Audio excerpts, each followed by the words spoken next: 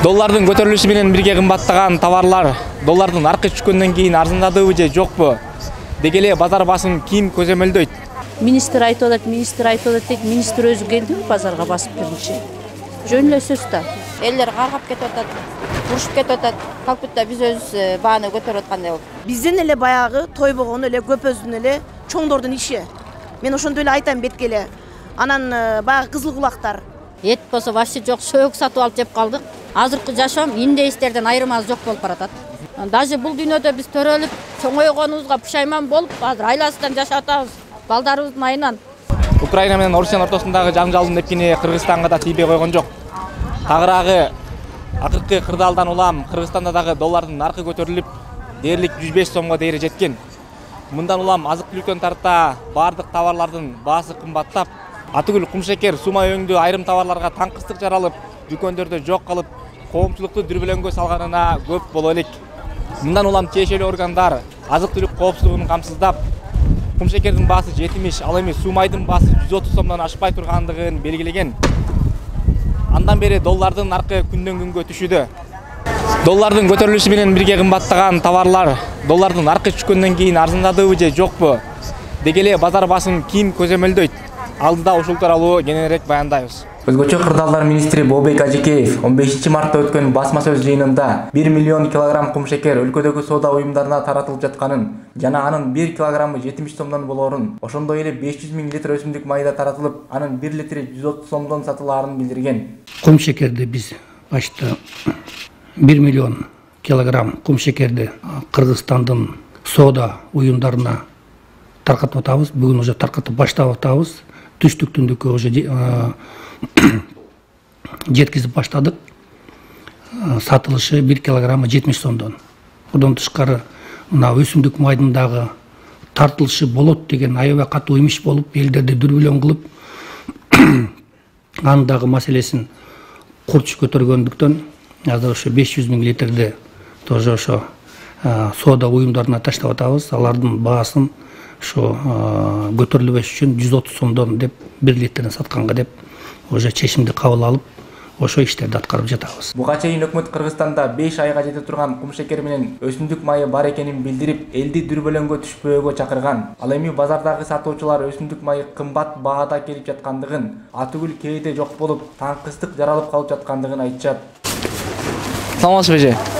Сумайыңыздын баасы канча болот? Сумай кымбат болуп атат. Кымбат болгондо. Арганда майлар 800 сомдон, молар 930 сомдон. Качествосы. Качандан бери 800 сом болуп калды? 1 ай болуп калды окшойт. 1 ай болуп калды. Өткөндө доллардын баасы 105 сомго дейре чыгып кетпедиби? Ошондо 800 сом болду беле? Андан бери арзандабай эле кайра. Еще жок болуп атат майлар. Жок болуп атат. Запаста да жок болуп атат. Даже жок болуп калып атат. Аябай күтүп алып калып атат. Сахардын баасы канча болду азыр? Сахар 85 килограммда. 81ден өзү келип атат да 4 сомго сатабыз. Сахар негизи бир күнү кымбатыраак, бир күнү арзаныраак келип атат да, бир баага турбай атат именно сахар. Кымбаттаган сиздерге кандай таасир этип атат? Бизге, конечно, терс эле таасирин тийгизет да. Элдин баары, например, биз эле кошуп аткансып покупательдер бүт бизди сөгүп кетет. Силер кымбаттатып атасыңар. Новостиден айтып атат 68 сом, 70 сом деп айтып атат сахарды деп атат. Да бизге каякта андай баа келип атат. Министр айтып атат, дейт, министр өзү келдиби базарга басып биринчи? Жөн эле сөз да. Наразылчылык, конечно, каждый покупательдик болот. Каждый покупатель прям тиле чалып биз вызов менен чакырабыз дейт. Чалууга деп атат деп. Кана чакыргыла десек, бирөөнү чакыра алышпайт кайра. Сумайдын баасы 800 сом. Литрина? Литри 140 сом. 140 сомдон. Кумшекердин баасычы? 80 сом. 80 сом. Негизи 130 сомдон ашпасын деп көзөмөл доочту эле, андай чек алындыбы азыр? Канча сомго чейин? Андай бизге айтылган эле жок, магазиндерге эле болбосо. Доллардын баасы дагы чөтпөй, бүгүн коммерциялык банктарда 85 сомго чейин болуп атат да. Дагы булар түшүрөйүн деген немелер колдонуп атабы? Билбейм, биз ал элекпиз аны. Алсак анан айтпакпыз да. Силер арзан баада ал элексиздер банка? Жок, ал элекпиз. Элдин немеси кандай болот мындай? Нааразычылык болбойдубу алганда? Нааразычылык боло эле атат. Элдер каргап кетип атат, урушуп кетип атат. Как будто биз өзүбүз бааны көтөрүп аткандай болуп. Кыргызстанда азык-түлүк коопсуздугуна 9 продукция кирет. Мамлекет анын 3-өсү менен гана өзүн камсыздайт. Ага сүт, жашылча, картошка кирет. Калган 6 эт, жумуртка, тоок эти, буудай, кант жана өсүмдүк майы жетишсиз. Ошондуктан башка жактан импорттолот. Өлкөдө 1 жылга 171 000 тонна кант керектелсе, анын 59 000 тоннасы өзүбүздө өндүрүлөт. Ошондой эле өсүмдүк майы менен өзүбүздү 11,7%га гана камсыздайбыз. Тагыраагы 1 жылда 61 000 тонна керектелсе, 7 000 тоннасын гана өндүрөбүз. Ал эми алармандар доллардын наркы көтөрүлгөндө кымбаттаган, чет жактан импорттолгон товарлардын арзандабай жаткандыгын айтышат. Мынакей долларга шылталдык. Доллар көтөрүлдү деп мынакей 1 ай болду. Катуу талкуу болуп, сакырдын немеси 65 убагында эле замат деле баягы кызыл кулактар 100 сомго чыгарып ийбедиби? Оптовый база. Мондай арзан баса, мына жеке конуштарды карасаң 105, райондорго барсаң 120га чейин чыгарып кетти. Муну ким алып Бизден эле баягы тойбогон эле көпөздүн эле чоңдордун иши. Мен ошондой эле айтам бетке эле. Анан баягы кызыл кулактар. Анан бейбечаралар зарплата менен 10 000, 12 000 алат. Бир кемпир 5 000 алат. Көп балаларга пенсия жок. Айлык аз. Анан кантип анан 10 баласы болсо 1 килограмм сахар алсын. Азык түлүктүн кымбаттоосу боюнча негизги темабыз биздики. Кымбаттуу, урматтуу ошо бизди көрүп турган Садыр Жапаров, Нуркожоевич, сиздерге өзүм да жете албай жүргөн болчумун. Бизде аябай продукта кымбат Бишкекте, жашоо кыйын болуп баратат. Квартираларыбыз платный, мусор, суу, туалетке чейин төлөтүп атат. Продукта кымбат. Алайыл десек, май сатып алып жей албай калдык.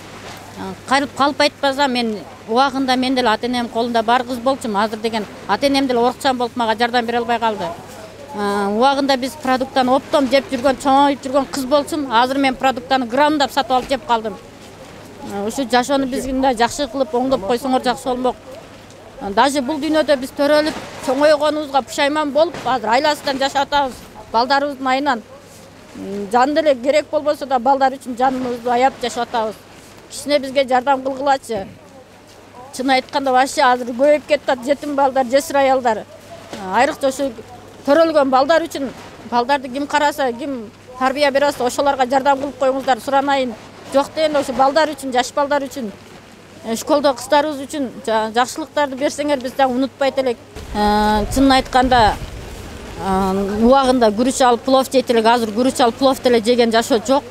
Макаронду жеп калдык, араң зоргула макарон. Анан балдарыбыз да күнүгө макарон жей берсе дагы ооздорунан кара суу келет экен. Эт болсо вообще жок, сөөк сатып алып жеп калдык. Мен азыр мурдагы жашоом менен азыркы жашоом салыштырганда, мурдагы жашоом Аллага шүгүр болгон экен. Азыркы жашоом индейстерден айырмасы жок болуп баратат. Ошол индейстерге окшой эле баратабыз биздин кыргыздар.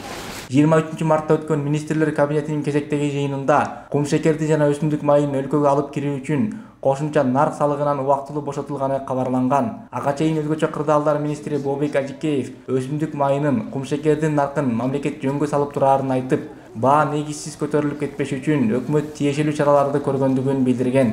Ошондой эле Ажикеев Кыргызстанда өсүмдүк майы менен кумшекердин баасы арзандай тургандыгын айткан. А бирок бүгүнкү күндө доллардын наркы түшкөнүнө карабай, азык-түлүктүн баасы ошол бойдон.